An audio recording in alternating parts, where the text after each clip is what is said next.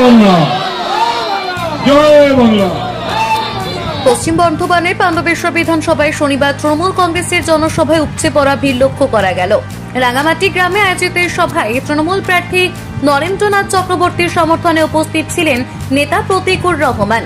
সভা মঞ্চ থেকে নরেন্দ্রনাথ চক্রবর্তী বলেন, এলাকার উন্নয়নের কাজ আরও এগিয়ে নিয়ে যেতে তিনি প্রতিশ্রুতিবদ্ধ। পাশাপাশি বিজেপিকে কড়া ভাষায় আক্রমণ করে তিনি দাবি করেন, মানুষের স্বার্থে কাজ না করে শুধুমাত্র বিভাজনের রাজনীতি করছে বিরোধীরা। একই সুর শোনা যায় প্রতীকুর রহমানের বক্তব্যেও।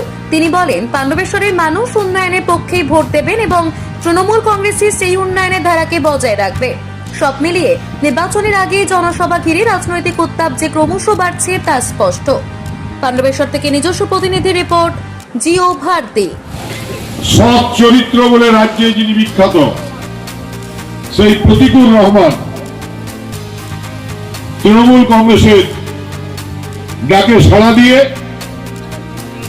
অভিষেক বন্দ্যোপাধ্যায়ের হাত ধরে আজ তৃণমূলের নেতৃত্বে আছে। আমরা পাণ্ডবেশ্বর বিধানসভার পক্ষ থেকে আমার ছোট ভাই প্রতীকুর রহমানকে সালাম জানাই, ভালোবাসা জানাই এবং অনেক অনেক শুভেচ্ছা জানাই। মঞ্চে এই ব্লকের তরুণ তুর্কি ব্লক সভাপতি ভাই সত্যজিৎ ঘটক আছে।